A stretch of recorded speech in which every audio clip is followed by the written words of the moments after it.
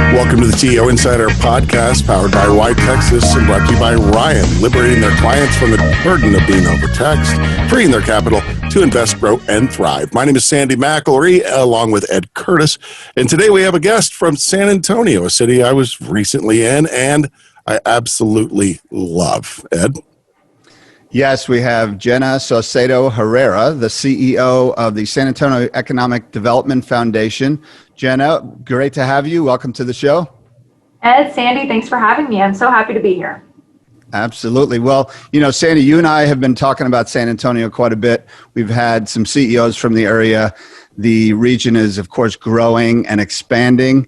And we're really lucky to have Jenna talk to us today about how the region is really stepping up. They're looking at a 5-year plan to grow the region on a global scale. And Jenna, we're really excited for you to expand on this a little bit. I'd like for you to tell us a little bit about this big initiative that you guys are launching, and why is now the time that you're doing this? Well, it's a great question, and it certainly is a big and bold plan. We have made incremental improvement over the last few years here within the Economic Development Foundation in the San Antonio community, but there is absolutely nothing incremental about this plan, starting with our $38.5 million fundraising goal. We have developed a plan that basically is structured around 3 pillars: jobs, people, and place. And the idea is that if we want to work higher quality deals and secure the jobs that we believe San Antonians deserve, that we've got to continue to invest in our people and our place. And so we're doing that through 10 strategic initiatives that feed up through these 3 pillars. And of course, there are extremely detailed and granular tactical plans behind each of those initiatives.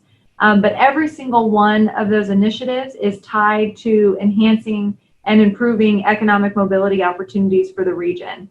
And why now? I think the answer is simple. We are aiming to capitalize on the tremendous momentum that the state of Texas is seeing through corporate relocation and through the relocation of talented individuals and millennials into the state of Texas. So we hope to be able to emerge or reemerge after this pandemic greater than ever by leveraging that momentum and truly by transforming the way that we deliver our economic development services.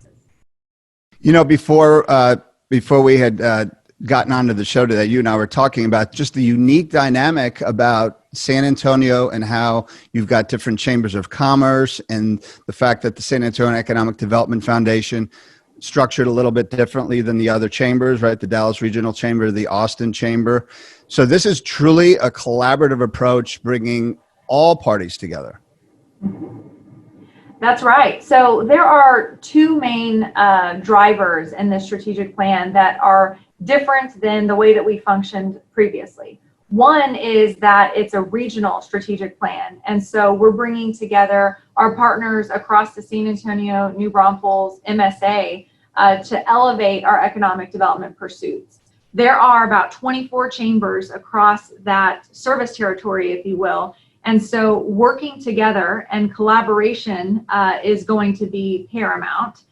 So that's number one. The second is that the business community, our private sector across the region, helped author this plan and help facilitate the development of the plan. And so they're 100% behind it as well.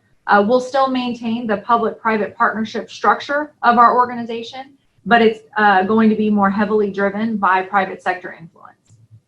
Well, and that's got to be the key to it. And when I was looking at some of the numbers, I mean, they're big numbers, right? So $38 million or so over the next 5 years. Mm-hmm. And it's 140,000. Give me some of the numbers. You had 140,000 new jobs. Yeah, 140,000 jobs, about 200,000 professional certifications and degrees, obviously aligned to our target sectors that we're looking to grow here, and about $55 billion of capital investment over those 5 years. Wow. And some of the sectors, of course, cybersecurity, biotechnology, right? Any others? Financial services and advanced manufacturing. And obviously, the DoD assets that we have in our market allow us to position competitively across all of those different sectors. Okay. And you've had a couple of recent relocations, Skip Cart and Safe Ride. I mean, and these are service-oriented organizations, right? They are high tech, service, med tech, in the example of Safe Ride. And by the way, a lot of California, well, I think the number is over the last 8 months, we've had 4 locations out of the California market. So Skipcart was actually a great retention example. So a company that their founder is out of the Bernie market, so a part of our regional service territory, growing exponentially, servicing organizations like 7-Eleven and Whataburger. And they were looking at multiple markets across the country and decided to grow in downtown San Antonio, starting at 100 employees. But, you know, with those high growth technology companies, we're expecting to see that triple in size over the next 5 years. And there's I believe, a German-based company that had relocated to the area. I cannot pronounce the name. You have to help me with this, but it's a Tesla supplier, right? It is. So the easy way to communicate this project is Matthews International is the parent company. So just go with Matthews. That's it. But the subsidiary is Sauersig, which is the group that selected, just really it's downtown San Antonio, but it's east of downtown San Antonio for their headquarters. Pretty cool opportunity. And as you can imagine, we have a few more Tesla suppliers in the pipeline as well. Well, and that's got to be a big part of the plan as well. You're going to see that project keeps growing and expanding by the day. I'm sure San Antonio is going to see a lot of benefit from that. Agreed. Yeah, I was looking at our pipeline just this morning, and it's about 52% advanced manufacturing. And so Tesla is obviously a big part of that, but we just located Navistar and Aishin AW in 2019. So we're also building out their supplier networks as well. And oftentimes those suppliers want to be in close proximity to the main operation or the mothership. But great opportunity for our regional partners as well, as the example of, you know, Matthews and Tesla being located in East Austin. Mm-hmm. Okay, so tell me who's involved so far. Who are you seeking investment from? And how these funds are going to work? You know, if somebody's watching this podcast, who can get involved?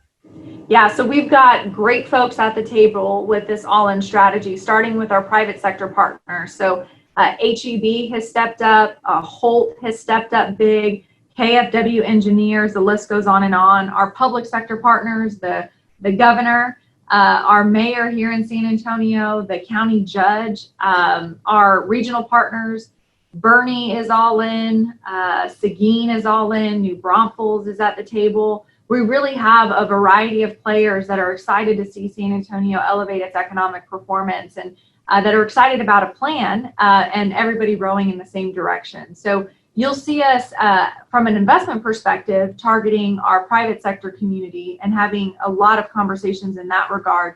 But our public sector partners and our economic development allies help build the plan as well and will be with us supporting every step of the way for execution.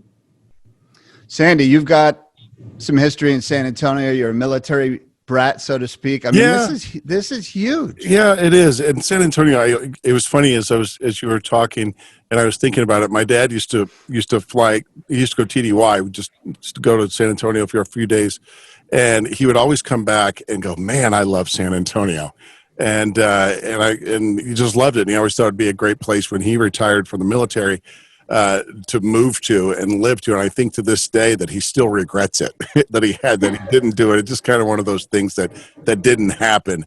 But everybody loves San Antonio. And it seems like to me, San Antonio seems like a global city to me, a very international city. There's just a bigger vibe in the culture and people of San Antonio than a lot of other cities in Texas. And I like that. Yeah, that's accurate. And you nailed it, right? It's our cultural ties to these different international markets that really differentiate us. And San Antonio is extremely proud of that. Our arts and culture scene is just amazing. And if you understand, you know, the UNESCO World Heritage designations and everything that our missions here in San Antonio mean, and all the interdependencies between our history and our future-facing strategies and objectives, it just makes for an exciting time here within our market. And it seems like a young market. We talked about Matt Brunn with the Pabst Brewing Company and all the plans that they have. Their employees are excited to either walk to work or take their bike to work. where they were coming from LA and, sitting on the highway for hours. I mean, I'm assuming companies like that are just adding fuel to this fire, so to speak.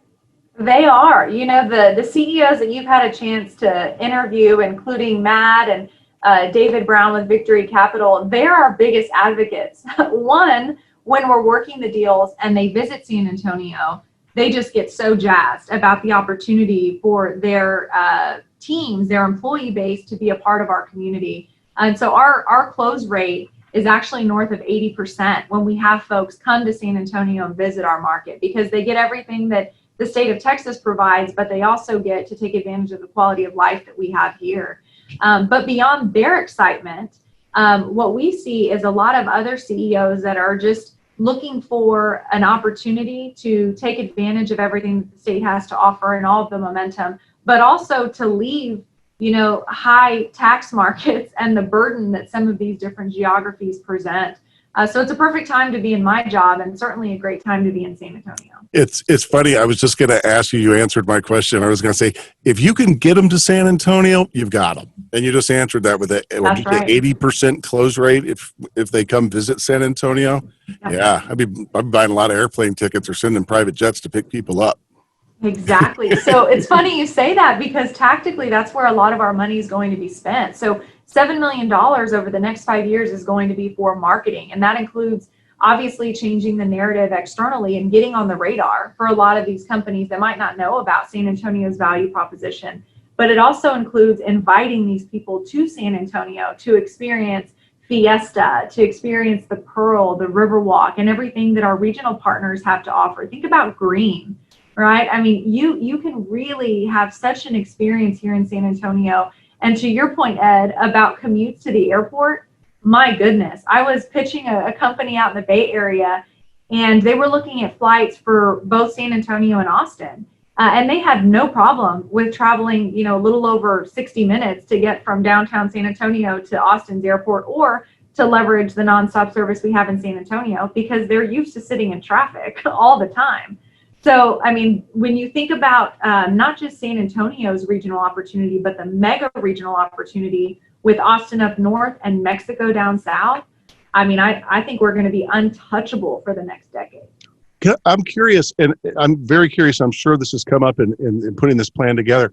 What's a big obstacle? Just one that you're focused on that you're going to overcome, but what is it? I can't think of any for San Antonio. That's why I'm asking. You're too kind. Our biggest challenge is going to be educational attainment. And, you can dig into what that means. We've got our 4-year universities, UTSA, Texas A&M, San Antonio, and all the privates focused on helping us change that statistic, because we believe that will also help address some of the poverty challenges that exist around the region as well. And look, poverty isn't a unique challenge to San Antonio. Austin struggles with it. The Bay Area struggles with it, right? Everybody across the country is dealing with this dynamic. But we believe that pathways to education and career opportunities will help change that and provide true economic mobility for San Antonio. And so that's our biggest challenge, but it's also one that we are poised to overcome. Well, and I always use the example of what Toyota did when they moved into the area, and how they were actively involved in the community. And that's really the key to the educational solution, right? And I know everyone talks about it, and we're not even close to being where we need to be, but it's that true collaboration between, UTSA and Toyota and San Antonio Economic Development Foundation. And this seems to be putting this into high gear. That's right. If you were to flesh out some of the detailed plans underneath the people pillar, there's a specific focus on career pathways, and not just aligning the career pathways, but also promoting those different career opportunities to displaced workers here in our market, but also the youth of San Antonio, so that they know they can make 6 figures pursuing a manufacturing career path with Toyota or with Navistar and some of these other manufacturers. And cybersecurity, a lot of our young talent has no clue that that's even a career that they can contemplate. So it's developing and establishing the career paths, but also promoting them. And there's also a plan within our broader strategic framework that we're calling Alamo Fellows, and that's purely a talent retention play.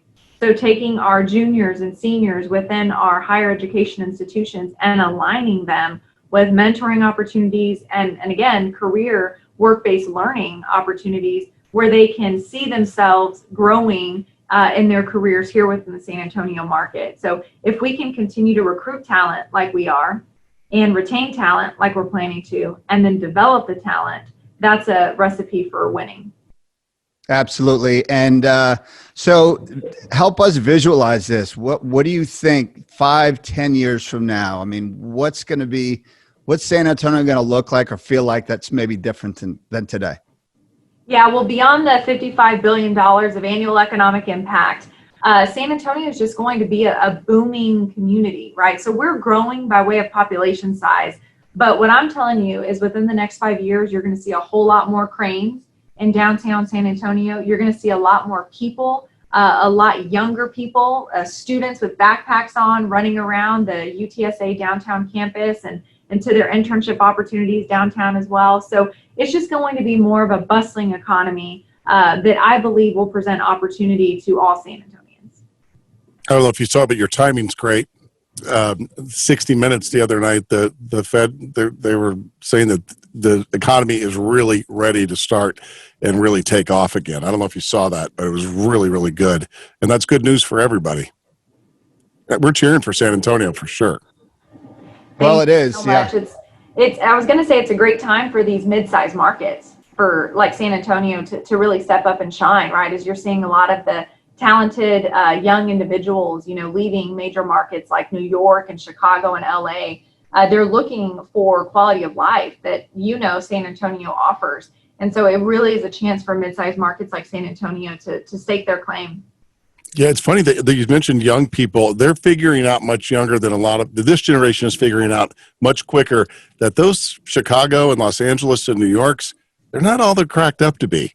They're figuring out a lot faster than my generation did for sure. So I think they would love San Antonio. What's not to love? I agree.